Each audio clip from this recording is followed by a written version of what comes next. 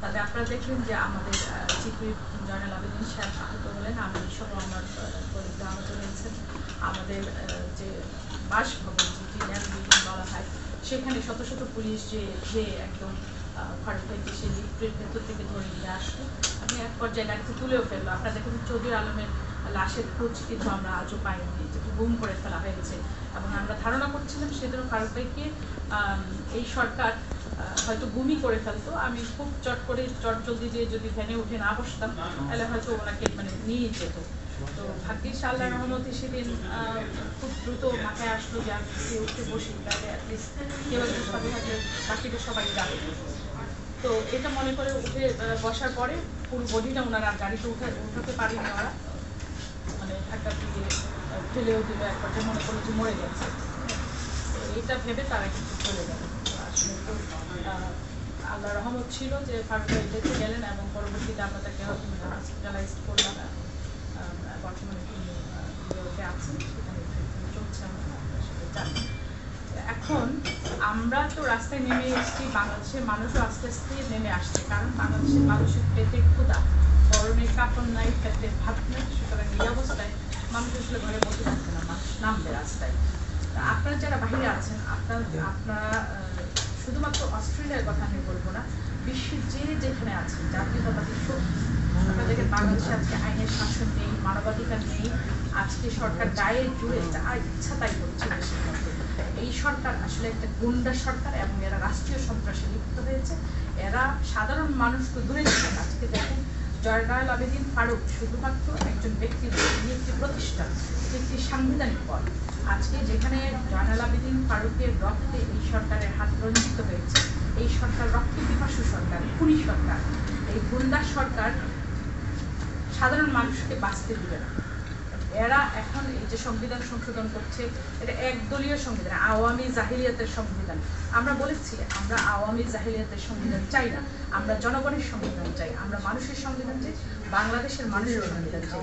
কিন্তু এই সরকার দেখেন এরা হচ্ছে গায়ের জুড়ে যেটা ইচ্ছা সেটাই করবে। অতীতেও তারা করেছে, ৭২-৭৫ যে সময়টা তারা রাষ্ট্র ক্ষমতায় ছিল, তখনও তারা একই কায়দায় তারা যা ইচ্ছা তাই করে বেরিয়েছে এবং সেটার ফলাফল তারা অতীতে ভোগ করেছে। এবং আমরা আশা করছি এখন যা করছে সেটার ফলাফল তারা ভোগ করবে নিশ্চয়ই।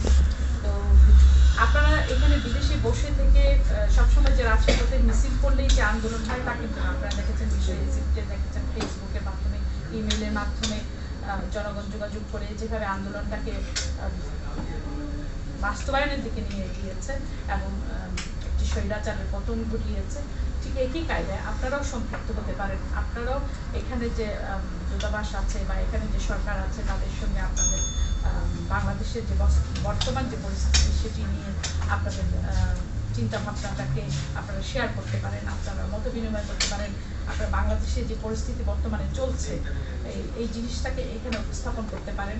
পাশাপাশি আপনারা যদি মনে করেন যে অনেকেই দেশে আসা যাওয়া করেন, সেখানেও আপনারা যদি মনে করেন যে কোনোভাবে আপনারা আমাদের আন্দোলনের সঙ্গে সম্পৃক্ত হবেন, সেটাও আপনারা করতে পারেন।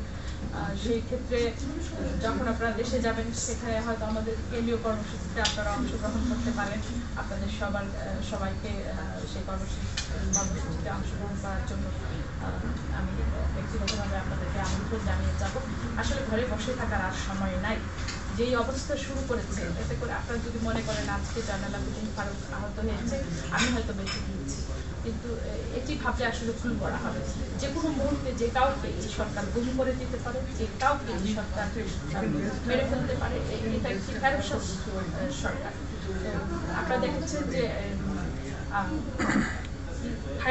বিচারপতি খায়রুল সাহেব যে কাজটি করলেন, প্রধানমন্ত্রী তার ত্রাণ ভান্ডার থেকে মাত্র 10 লাখ টাকা ঘুষের বিনিময়ে তিনি স্বাধীনতার ঘোষকের যে বিষয়টি সেটি দেখেন যে বেমালুম চেঞ্জ করে সেখানে শেখ মুজিবের নামকে অন্তর্ভুক্ত করে। যেই বিচারপতি মাত্র 10 লাখ টাকার বিনিময়ে একটি স্বাধীনতার ঘোষকের নাম পরিবর্তন করতে পারে, সেই বিচারপতির নীতি নৈতিকতা এবং মূল্যবোধ নিয়ে আজকে সমাজে প্রশ্ন দেখা দিয়েছে। আজকে মানুষ এটি নিয়ে প্রশ্ন করছে যে 10 লাখ টাকার লোক সম্বরণ করতে পারে, সে কি করে একটি ভালো রায় দিতে পারে। আজকে দেখেন তত্ত্বাবধায়ক সরকার ব্যবস্থা নিয়ে আজকে শেখ হাসিনা বড় বড় কথা বলছেন। আজকে দেখেন তিনি বলেছেন যে যদি লজ্জা থাকে তাইলে বিরোধী দল আর হরতাল দিবে। আমরা বলতে চাই লজ্জা যদি আপনার থাকে তাহলে আপনি চুপ করুন। মানায় না আপনার এখন কথা বলা, কারণ এই তত্ত্বাবধায়ক সরকার আপনি যখন বিরোধী দলে ছিলেন তখন আপনি আন্দোলন করে এই তত্ত্বাবধায়ক সরকার ব্যবস্থা প্রবর্তন করার জন্য আজকে দেশনেত্রী তখন প্রধানমন্ত্রী ছিলেন এবং আপনারা দেখেছেন যে তখন বিরোধী দলের মতামতকে সম্মান করেই কিন্তু এটি প্রবর্তন করা হয়েছিল। আজকে দেখেন সুপরিকল্পিতভাবে তারা এই যে 2000 এই যে ভিশন 2021 যেটা বলে 2021 সাল পর্যন্ত ক্ষমতায় থাকার জন্য এই যে কুমতলব করেছে, কুমতলবের একটি অংশ হচ্ছে এটি যে ই ভোটিং সিস্টেম, যেটা ইলেকট্রনিক ভোটিং সিস্টেম, এটির মাধ্যমে 2021 সাল পর্যন্ত তারা ক্ষমতায় থাকার জন্য এই যে লক্ষিন্দরের লোহার বাসভূমি তৈরি করছে, যে মানে 2021 সাল পর্যন্ত যে কোনো মূল্যে ক্ষমতায় থাকতে হবে। সেই জন্য এই ভোটিং সিস্টেম করতে হবে, সেই জন্য আপনার কেয়ারটেকার ব্যবস্থা বাতিল করতে হবে। যেই ব্যবস্থার জন্য আপনারা আন্দোলন করলেন, এত মানুষ রক্ত দিল, আজকে বিএনপি আপনাদের প্রতি সম্মান দেখিয়ে সেই ব্যবস্থা প্রবর্তন করলো।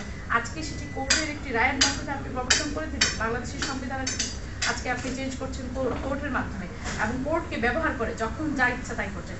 কোর্টের প্রতি যদি আপনাদের এতই সম্মান, তাহলে পরে কোর্ট তো আপনার এই শেখ হাসিনাকে বলেছিল রং হেডেড, একজন রং হেডেডকে তো আমরা প্রধানমন্ত্রী হিসেবে মেনে নিতে পারি।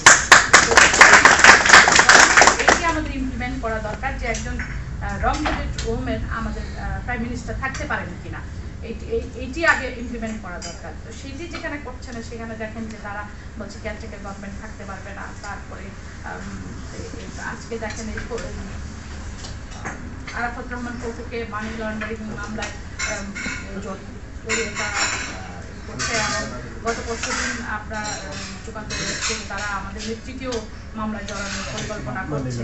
সুতরাং আমরা বলতে চাই যে বাংলাদেশ জাতীয়তাবাদী দলের সূর্য সৈনিকরা, যারা জিয়াউর রহমানের আদর্শে, বেগম খালেদা জিয়ার আদর্শে অনুপ্রাণিত, তারা যেখানে জীবিত আছে, যে যেখানেই থাকুক, আমরা আপনাদেরকে ছেড়ে দিব না।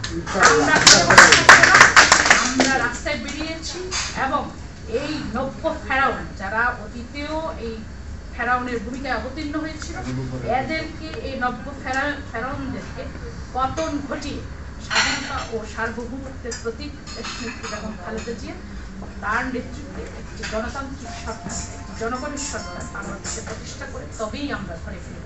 আপনারা সেই পতনের যে সংগ্রামটা আমরা করবো, সেখানে আপনারা আপনাদের যে অবস্থানে আছেন সেখান থেকে আমাদের সঙ্গে থাকবেন তো?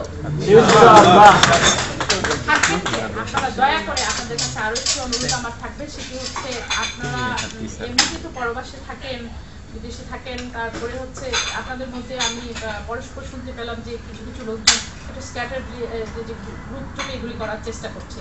এটি আসলে খুব দুঃখজনক, কারণ বাংলাদেশের বর্তমান পরিস্থিতি যেটা, সেটি হচ্ছে ম্যাডামকে ধ্বংস করে দেওয়া, জিয়া পরিবারকে